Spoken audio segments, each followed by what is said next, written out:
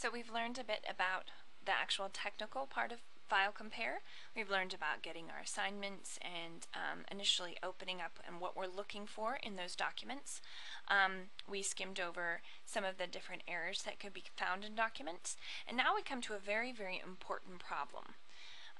When you've opened up a file compare and you're looking at this document, one of the things that you're going to ask is, what actually is a pernicious error?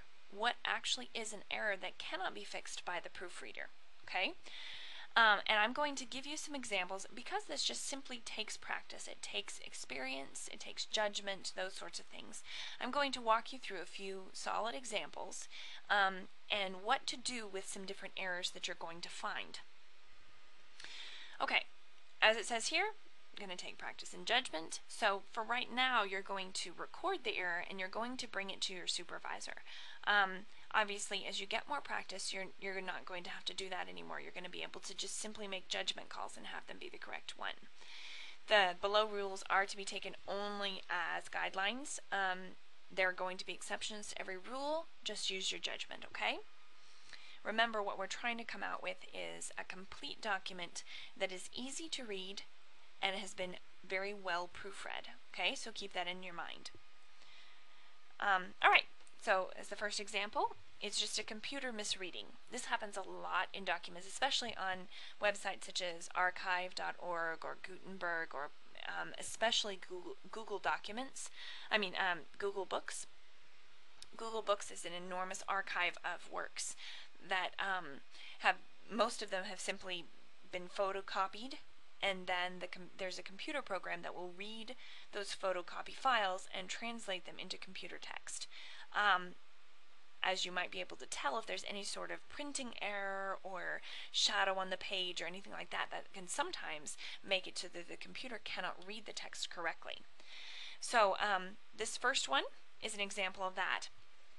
So you're going along in your document, and what you see is, reject the inn as itself a traitor to their cause and a deserter to the side of tile glory of tile spirit. Now, as you can see, the tile is entirely out of place. There is no possible meaning that could use that word there. So it's obviously an error. But what could it be? Well, it's obviously the. So let's see what we can do. Now, it has happened twice in one sentence, which should immediately put off the little red light in your brain and say, this is going to be a persistent error. This is going to be one of those that does not just simply happen once. Okay? Now, let's read through what we have here. It's obvious that the highlighted word is incorrect. You consider the sentence a bit, realize that the word is the, that the word the is being translated by the computer as tile, and so you go to change it. But since this error has appeared twice in one sentence, instead of simply changing the error, do a document search. This is Control F if I were to do it in this document here. We could do, let's look for the word the, okay, and go to Find Next. And see, it's doing this little highlighting thing underneath. It keeps finding them. There are tons and tons. Okay. Okay, so do that with the word tile, all right?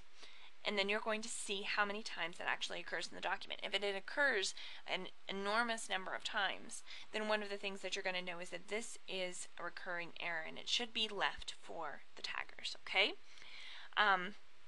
Look at the instances. That there are more than 10 instances of being used where the word the was meant, then it should be considered a persistent error. Don't try to fix it. Just enter it into your error report as a persistent error and ask the taggers to fix it, okay? But make sure to say specifically what the error is. Now, example 2, let's do a computer replacement. So what you see is this. What I propose, purpose is the following, in the following papers, is to give a plain and distinct account of the doctrine of the Christian perfection. And look at all those. That means absolutely nothing, okay?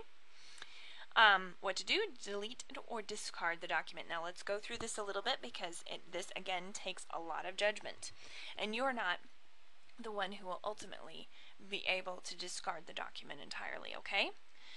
So let's see why we have this particular error. One of two things is happening here. The text is interpreted by the computer as nonsense. Punctuation is a series of characters in a foreign language. This is important. probably Greek or Hebrew. Now, this sentence is complete without it, so it's very possible that it's not Greek or Hebrew, but a lot of times it will be. Now, if that's the case, we cannot publish a document that has those characters in the replacement of Greek and Hebrew. It just doesn't work. So you're going to have to immediately notify the file acquisition editor and tell them this has garbled words for Greek and Hebrew. There are tons and tons of these. We just can't use this. And is there a way that you can try to find another copy of this? Okay, if this is the case, then the document is probably unusual. It is absolutely necessary to have the Greek and Hebrew shown properly in order that they can be proofread. So that's option number 1. Okay. Number 2, the computer has simply added a series of characters in replacement of an image. You know, there could have been a picture here or something like that. Like I said, these are, the computer reads these from photocopies. So sometimes in an actual book, you're going to have an illustration or something like that. That's possible too. And in that case, we don't need the illustration, but you're going to have to go back and find out if that's actually what happened. Okay, before you actually just simply delete these characters. So you want to make sure that you're not deleting something important. If it's Greek and Hebrew, we can't use the document. If it's an image, you can feel free to delete it. Make sure to look in the other source file or look online and see if you can find out if this, especially if this occurs more than once in the document, just to make sure that you know what this actually is, okay? In either case, you will have to check the document to see that the characters are actually represent in order to make an informed decision about the path to take. Okay, so just record what you're doing as you go along, again in that error report.